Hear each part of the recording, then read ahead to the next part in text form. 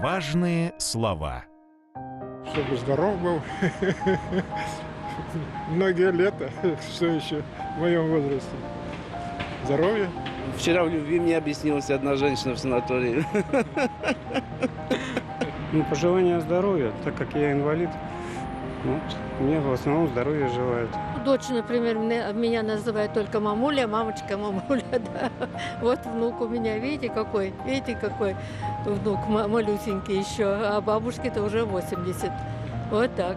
Ну, в общем, с родственниками все в порядке. Первый день лета. Это моя правнучка сегодня меня даже поздравила. Я говорю, должна я тебя поздравлять, а ты меня поздравляй. С днем рождения поздравляют. У меня детей много, внуков много. Все меня поздравляют, все уважают. Вот сегодня с утра по WhatsApp, по Viber получила тоже, значит, поздравления и от детей с праздником, значит, лето, первый день лета и День защиты детей.